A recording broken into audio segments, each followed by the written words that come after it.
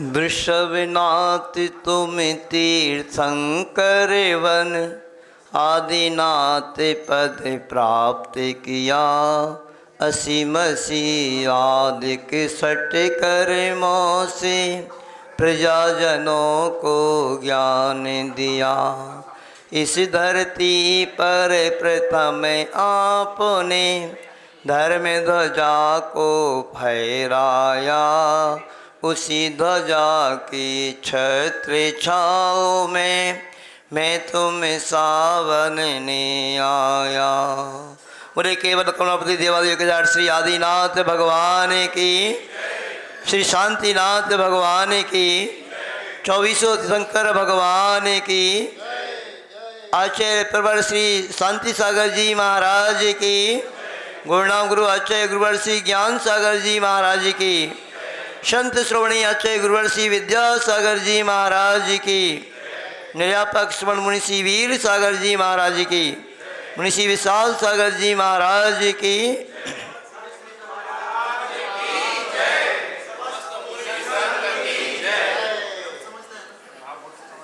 जैसे दस्तलक्षण पर्वराज निकट ही है, निकट ही है।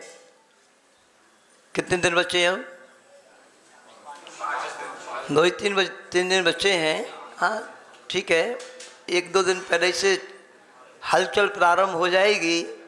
जो बाहर से शिवरात्रि आने वाले हैं वो भी आ जाएंगे, और अपने जो अंग हैं वो भी 2-3 ही बचे हैं। अब आज उत्तम तप के बारे में अपन समझने का पुरुषार्थ करेंगे। पूजन आपको याद है, हमारे साथ पढ़ना आप सभी लोग। उत्तम तप का जो अंग है इस पूजन में दिया है वो पढ़ते हैं हम। महिला वर्ग थोड़ा सा आप भी सुनने समझने का पुरुषार्थ करना 10-5 मिनट कि भाव क्या है, तप क्या होता है। पूजन में पढ़ लेते हैं अपन, किंतु वास्तव में इसका भाव क्या है समझने का पुरुषार्थ करेंगे। तप चाहे सुर राय, करम शिखर को वज्र है। 12 विधि सुखदाय, क्यों न करे निज सकति सम। उत्तम तप सम माही बखाना, करम सैन को वज्र समाना।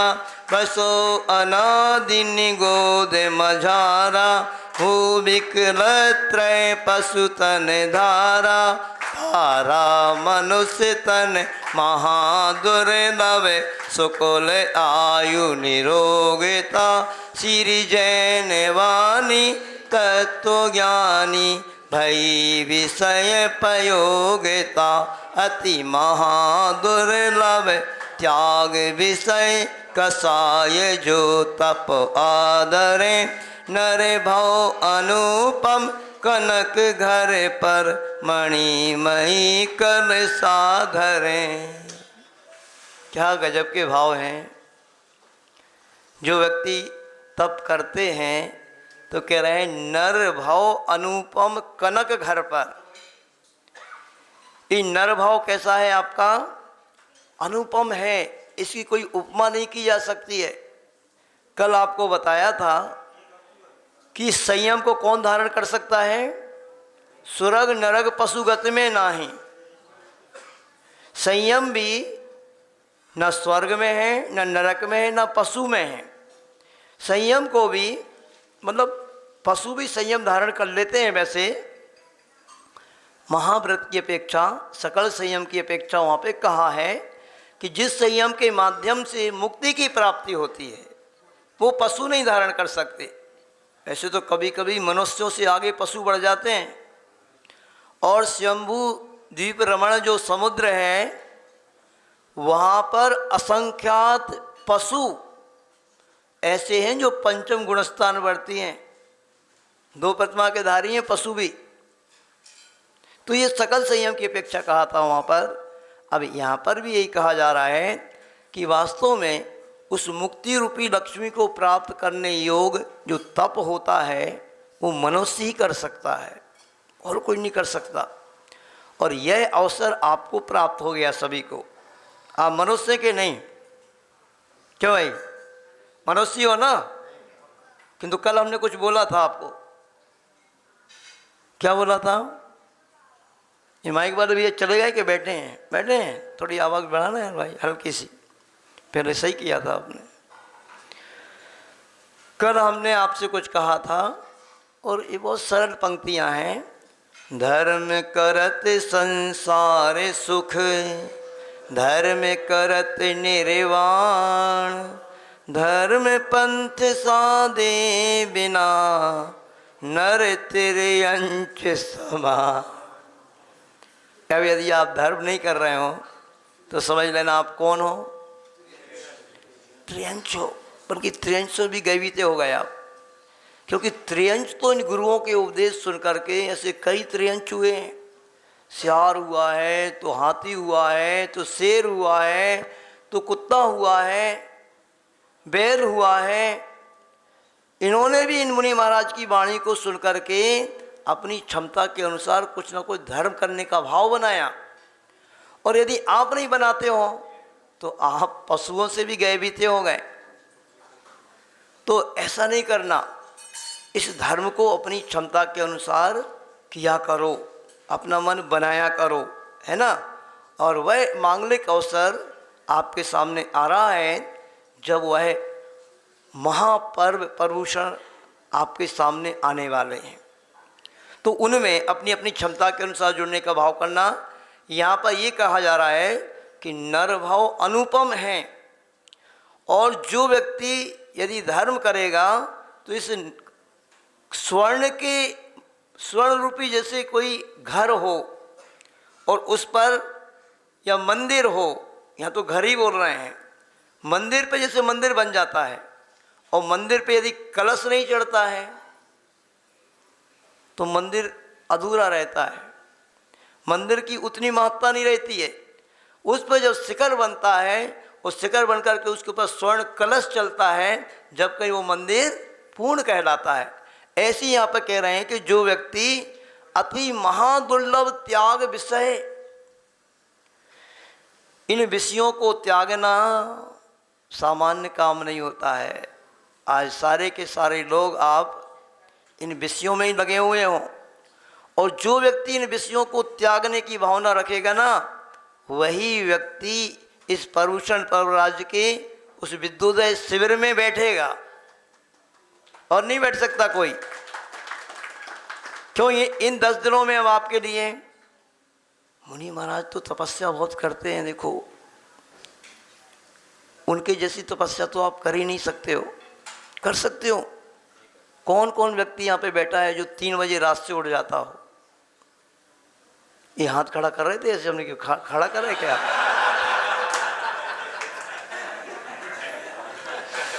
हमने वाह बहुत बढ़िया है।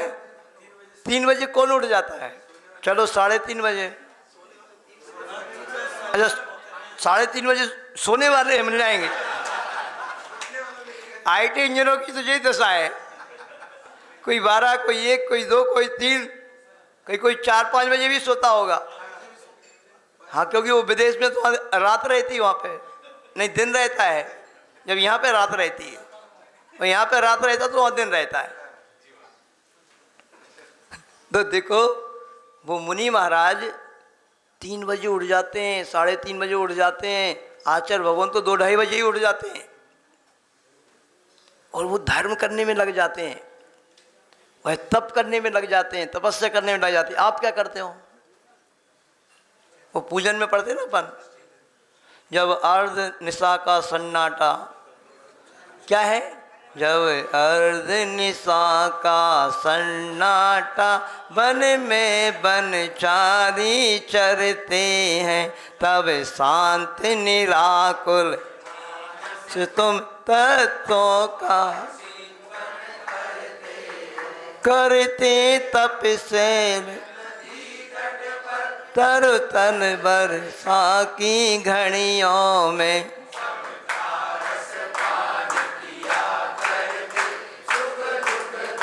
बस और कोई तपस्या नहीं है, बस यही है। मेन है समता भाव। तो ऐसे में मुनि महाराज उन शैल पर्वत पर, नदी के किनारे, तालाब के किनारे, वर्षा में पेड़ के किनारे खड़े हो जाया करते हैं और तपस्या करते हैं। और आप क्या करते हो? समता, ईंट का जवाब पत्थर से। श्रावक यदि विचार करें वास्तव में बहुत संतोषी से, तो आप अपने 24 घंटों का थोड़ा कभी चिंतन करना। जैसे आईटी इंजीनियर लोग पूरे सुबह से लेकर शाम तक लैपटॉप पे विदेशी कंपनियों का हिसाब किताब करते रहते हैं कि भाई क्या करते हो? यही कर रहे हो।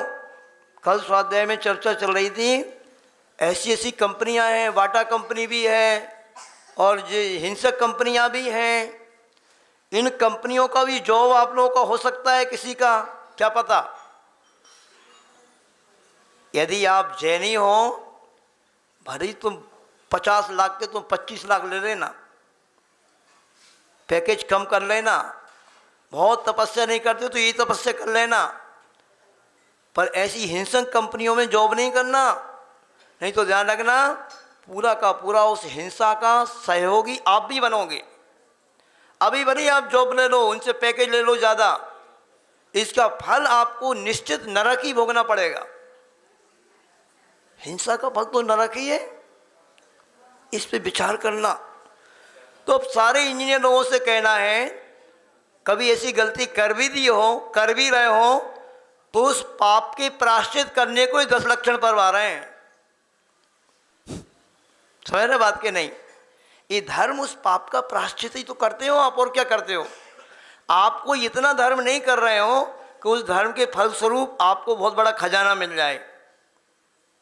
क्योंकि अब चिंतन करो, आप सभी लोग बहुत अच्छे से चिंतन करना, आपका 24 घंटा कैसे व्यतीत होता है।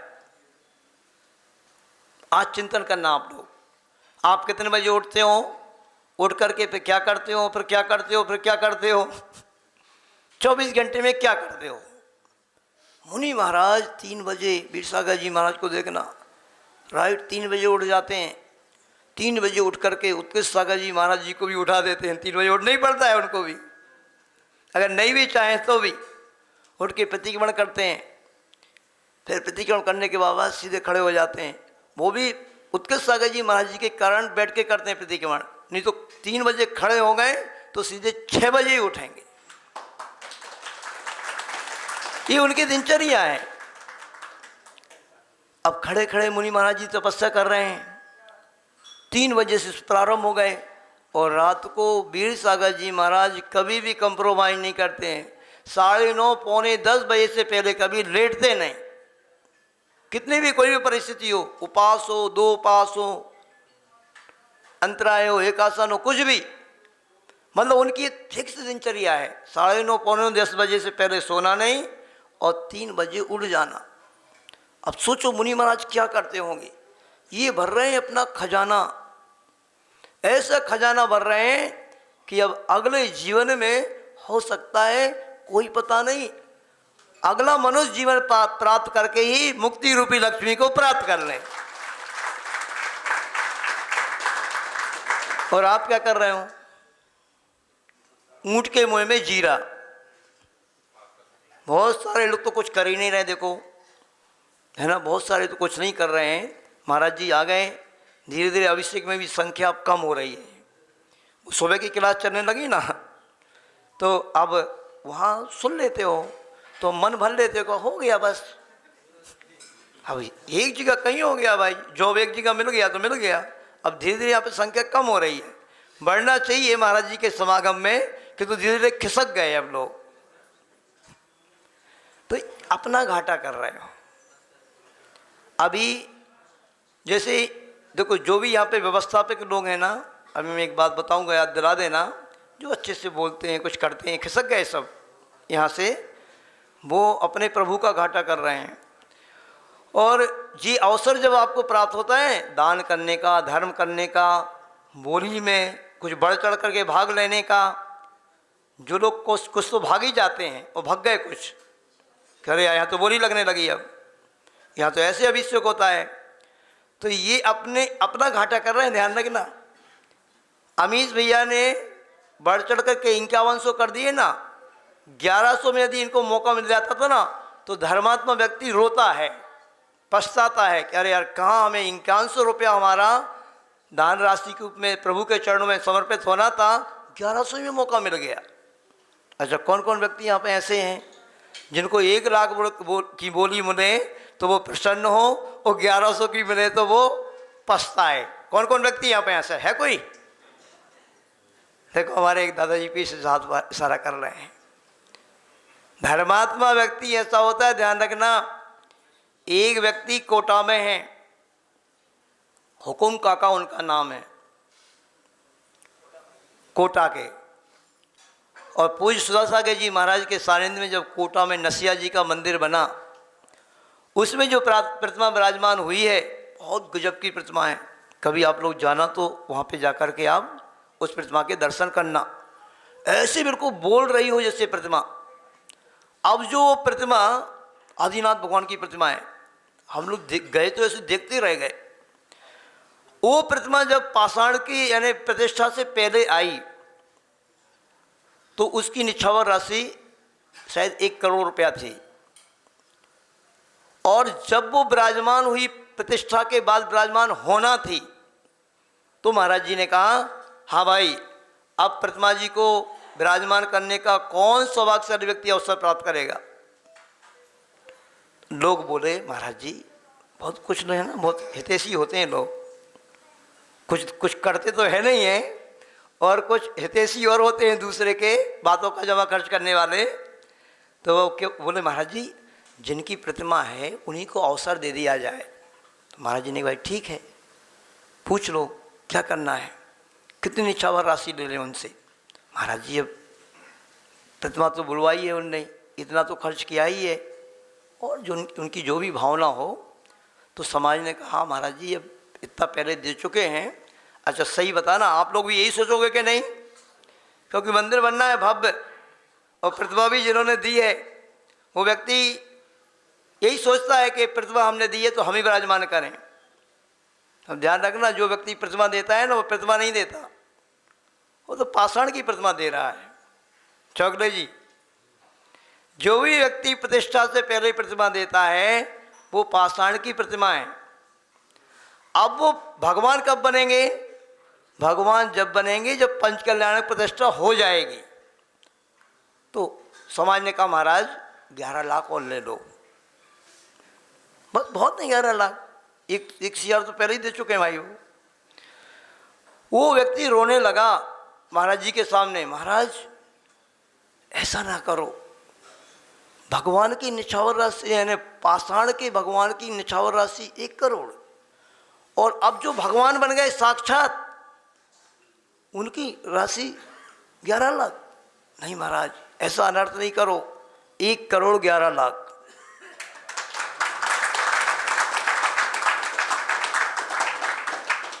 तो देखो, धर्म है, दान है, करता वही व्यक्ति है। कहा ना, कीजे शक्ति प्रमाण, शक्ति बिना श्रद्धा धरें। पूजा में पढ़ते कि नहीं अपन? कोई भी व्यक्ति, कोई भी जैनी व्यक्ति अपनी क्षमता के अनुसार ही देता है। कोई अपनी क्षमता से बढ़ के कोई नहीं देता, देता ही नहीं, दे ही नहीं सकता है।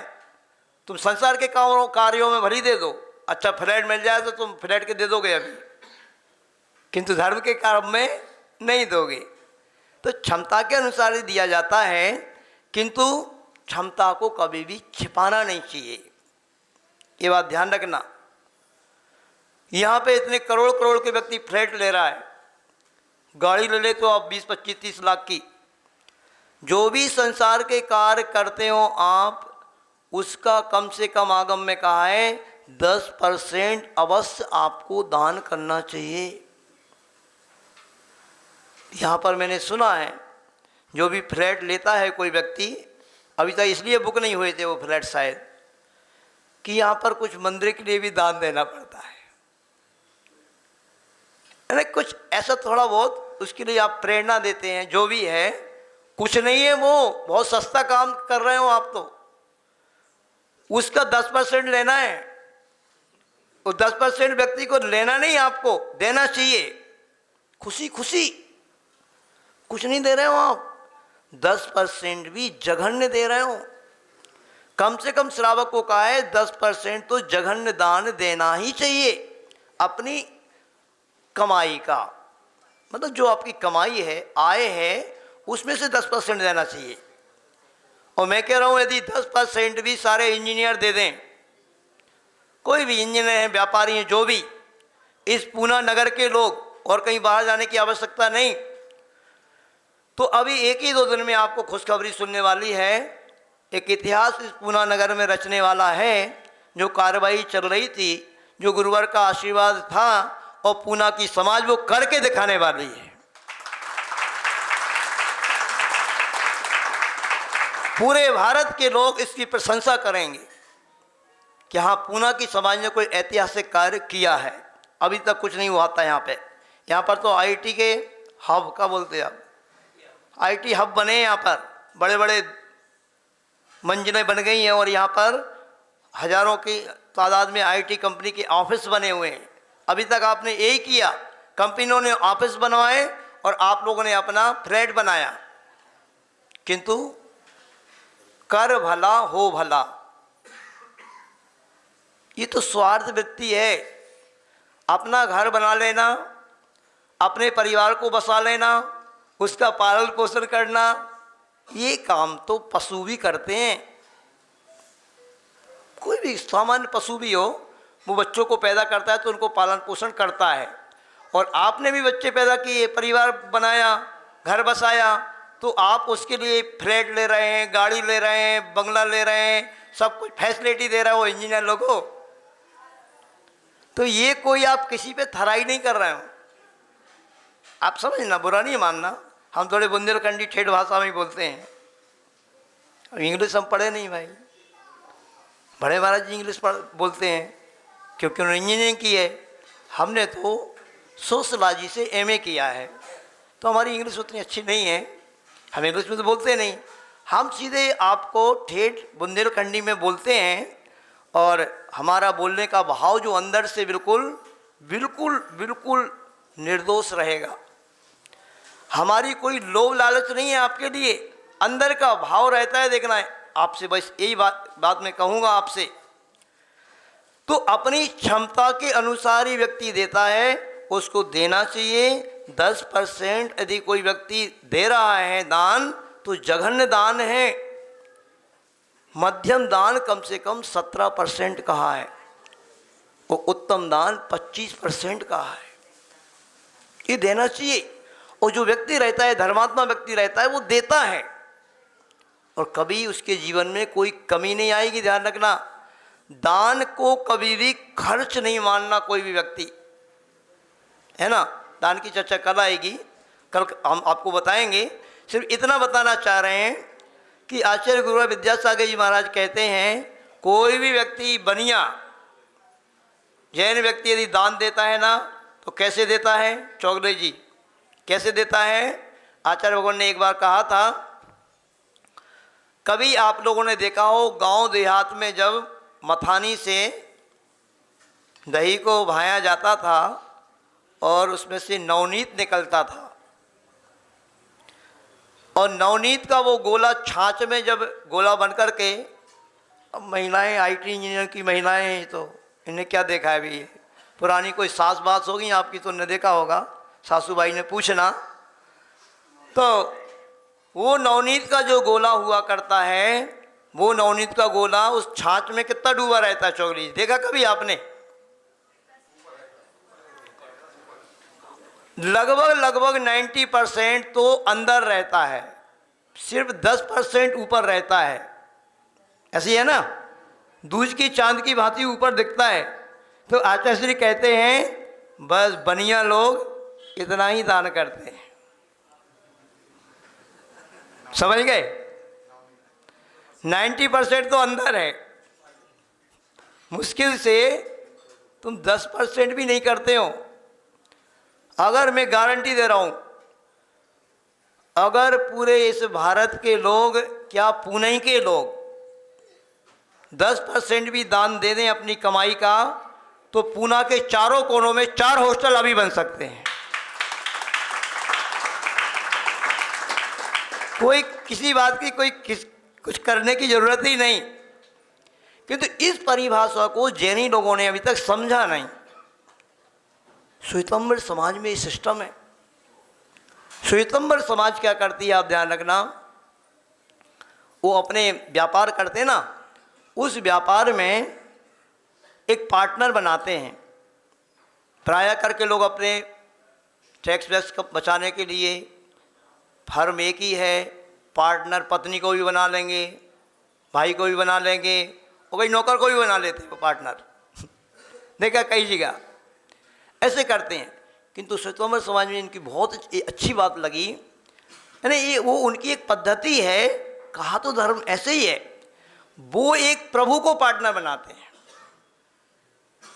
उनके बैलेंस शीट में देखना आप, उनके पार्टनर अच्छे अच्छे लोग जो हैं एक प्रभु को बनाएंगे, और प्रभु को जिसका पार्टनर प्रभु हो जाए फिर क्या है, बल्ले बल्ले है ही। तो प्रभु को पार्टनर बनाते हैं, और प्रभु को पार्टनर बनाने के बाद फिर जो प्रभु के नाम से हिस्से करेंगे, जो भी बचत होगी उसमें जो प्रभु का हिस्सा बैठेगा वो प्रभु के चरणों में समर्पित कर देंगे। तो जब पार्टनर बनाया है तो उनका हिस्सा देना है फिर बचत का। ऐसे करके श्वेतांबर समाज, आज आप देखना, आप दिगंबरों से कहीं बहुत आगे, क्योंकि वो प्रभु के चरणों में समर्पित करते हैं। कुछ अपने यहाँ कोई हिसाब किताब नहीं है यहाँ पे ऐसा। तो ये मन बनाना, ये मन बना करके ही काम करना, और यहाँ पर जो कहा है वो तो आपके लिए बहुत दुर्लभ है। इस तप धर्म में देखो क्या कहा, अति महादुर्लभ त्याग विषय कसाय जो तप आदरे, है ना, बहुत दुर्लभ है। इन विषय कसायों को छोड़ना इतना सहज नहीं है, नहीं छोड़ पा रहे। देखना इन 10 दिन में भी इन महान नगरों में लोग होटलों को नहीं छोड़ पाते। इन 10 दिनों में भी अपने इंद्रियों को बस में नहीं कर पाएंगे। बहुत सारे लोग जो विषय कसायों में रत लेने वाले हैं ना, हो सकता है ऐसे महान कोई पाप कर्म के उदय वाले होटलों में जाकर के भी खाएंगे को। तो जिनके अंदर संस्कार नहीं है ना अमीश भाई, वो कुछ भी कर सकते हैं, है ही नहीं उनके अंदर संस्कार। इतनी बड़ी समाज है, आप देख लेना कितने लोग इस शिविर में बैठते हैं, कितनी बड़ी समाज है। ऐसा खजाना मिलने वाला है आपको इस शिविर में जो आज तक नहीं मिला होगा। और क्या तपस्या होती है, वो मुनि महाराज क्या तपस्या करते हैं। आप आकर के शिवरात्रि लोग आकर कर देखोगे 3 बजे से महाराज खड़े हैं, ये महाराज जैसी तपस्या कर रहे हैं। ये निकटता से आपको उन मुनि महाराज की तपस्या को भी देखने का अवसर मिलेगा, तो वो इस शिविर में मिलेगा। अभी तो हम लोग के दूर से दर्शन जयराम जी करके आप चले जाते हो उसे हाथ जोड़ के। जो इस शिविर में रहेगा, और रहना चाहिए, हर व्यक्ति को मन बनाना चाहिए, 10 दिन की छुट्टी ले लेना चाहिए। अरे जीवन भर जिंदगी पड़ी है नौकरी करने के लिए, और कर रहे हो अभी, कोई 15 साल से, कोई 20 साल से, कोई 10 साल से, कोई 25 साल से, कोई 30 से कर रहे हो। किंतु ये 10 दिन की बात है। 10 दिन में यदि आप शिविर में बैठ गए, सब मोह माया को छोड़ करके, तब त्याग करके, कोई मोबाइल नहीं, कोई कुछ नहीं, कोई मतलब नहीं कंपनी से, 10 दिन के लिए, देखना आप मुनि महाराज का आनंद ले लोगे। आप मुनि महाराज जैसी निराकुलता आपके अंदर आ सकती है। पर मुझे पता है कि ये सब आपके बस के काम सभी लोगों का नहीं है, नहीं बना पाओगे आप। घर गृहस्थी के कार्यों के लिए तो आप बना सकते हो, किंतु अब आपको नरक का ही दरवाज़ा खोलना है, क्योंकि इस पंचम काल में कहा है अमूनन लोग नरक और त्रियंश से आएंगे और नरक और त्रियंश में ही जाएंगे। क्योंकि इस पंचम काल में लोगों की जो दिनचर्या है, जो प्रवृत्ति है, वो इसी तरह की है। तो मन बनाना, और मन बना करके देखो, शुरू की पंक्ति में कहा था, मैंने पीछे से चल रहा था अभी, तप चाहे सुर राय, स्वर्ग के देवता चाहते हैं नर काया को सुरपति तरसे, सो दुर्लभ प्राणी। वे जो धर्मात्मा देव होते हैं, सम्यक दृष्टि देव होते हैं, वो स्वर्ग के वैभव को, क्या वैभव की कमी है वहाँ पर उनको, पर चाहते हैं कि हे भगवान जल्दी से जल्दी स्वर्ग से निकल करके हम मनुष्य जन्म को धारण करें, क्योंकि इस स्वर्ग में हम मुनि नहीं बन सकते, स्वर्ग में हम संयम को नहीं धारण कर सकते। तो इस नर काया को लिए वो स्वर्ग के देवता भी तरसते हैं, और सुर काया को नरपत्तर से। आप क्या कर रहे हो? सुर काया को नरपत तरस रहे हो, उसमें देव बन करके आप जरा सा भी नियम नहीं ले सकते। और ये नियम संयम लेकर के जो आप कर्मों की निर्जरा कर सकते हो ना, वो स्वर्ग के देवता सागरों पर्यंत पूजन पाठ करते रहें, वो कर्मों की निर्जरा वो स्वर्ग के देवता नहीं कर सकते। जो मनुष्य यहाँ 2 प्रतिमा के व्रत लेकर के, देश वृत्ति बन करके, सकल वृत्ति बन करके, रात्रि भोजन का त्याग करके, तो यहाँ पे एक पांडुक शिला पर आज वही व्यक्ति अभिषेक करेंगे। नियम संयम की बात है ना, एक पांडुक शिला पे करेंगे बस, अपना कुछ त्याग करके, और वहाँ पर आप दूसरे त्याग से करेंगे, है ना। चयन करने वाले हैं, अभी हम तैयार रहना। दोनों प्रकार के त्याग की व्यवस्था यहाँ पर है। और अपने मन बनाना, अपने भावों को पवित्र करना। कुछ लोगों को विकल्प है, मैं जल्दी छोड़ रहा हूँ, जल्दी से अपन प्रक्रिया प्रारंभ करते हैं, चिंता नहीं करना। देखो हमें ऐसा नहीं, जिनको भी थोड़ा सा जल्दी जाने की रहती ना, आप सभी लोग सपोर्ट करेंगे, उन व्यक्तियों को पहले प्राथमिकता देंगे। यानी किसी को जॉब वगैरह की थोड़ा जल्दी है ना, तो अभी से जब प्रारंभ हो रहा है ना, सबसे पहले 2 4 6 व्यक्ति रहते हैं वो, तो 2 4 6 व्यक्तियों को पहले अपन मौका दे देंगे और वो पहले अभिषेक कर लेंगे, ठीक है ना। तो मैं आपसे यही कहना चाह रहा हूँ, सुनो, मैं कल ये सोच रहा था, यहाँ पे उत्साह ऐसे दिख रहा था लोगों का कि 10-15 नाम आ गए प्रतिभा जागृति के लिए, कि तो बाद में मालूम पड़ा 3 ही नाम आए। ध्यान रखना, ये वाकड़ जय जिनेन्द्र सोसाइटी नहीं है, ये पूरा पूना इधर है, सुसगांव तो उधर थोड़ा इंटीरियर में पड़ता था। यहाँ पर उस सुसगांव में यदि छोटे से छोटे व्यक्ति ने अपने, ये बात अलग है कि सभी ने ही किया है वहाँ पर भी, किंतु वहाँ के लोगों ने भी किया है, यहाँ के लोगों को भी पीछे नहीं रहना है। ध्यान रखना, ये बहुत अच्छा कार्य है। जिस दिन ये कार्य रूप में परिणत हो जाएगा, स्वर्ग के देवता भी आकर के तारीफ करेंगे इसकी, ध्यान रखना। ये प्रथम आचार्य गुरुवर का आशीर्वाद है इस कार्य के लिए। प्रथम चातुर्मास हो रहा है, जिस कार्य को उद्देश्य में लेकर के कोई व्यक्ति चूकना नहीं। तो यहाँ पर मात्र अभी इनके पास व्यवस्था भी ज़्यादा नहीं, एक कर भी नहीं रहे, पता नहीं क्या कर रहे हो आप। थोड़ी झाड़ी वगैरह की व्यवस्था आपको बोला, कहीं से भी बुला लो, अभी लोगों का मन रहता है, किसका भी तो उसका मन रहता है आप व्यवस्था बनाएं। तो अपने ज़्यादा नहीं, यहाँ पर 4 ही झाड़ी हैं, और 4 झाड़ी से सर्वप्रथम अभिषेक जो भी व्यक्ति करना चाहता है, बहती गंगा में हाथ धोना है। ध्यान रखना, एक पंथ 2 ही कार प्रतिभा, हाँ, आप शांति, प्रथम अभिषेक का चयन तो होगा शांति धारा महाअभिषेक, वही व्यक्ति करेगा जो प्रतिभा जागृति से जुड़ेगा। एक पांडुशिला पर, दूसरी पांडुशिला पर जो नियम से जुड़ेगा। जिस व्यक्ति का मन हो, आप कुछ बोल रहे हैं, अशोक जी माइक दे रहा हूँ, बोले देवादेशी शांतिनाथ भगवान की। जल्दी अशोक जी, जिसका भी मन हो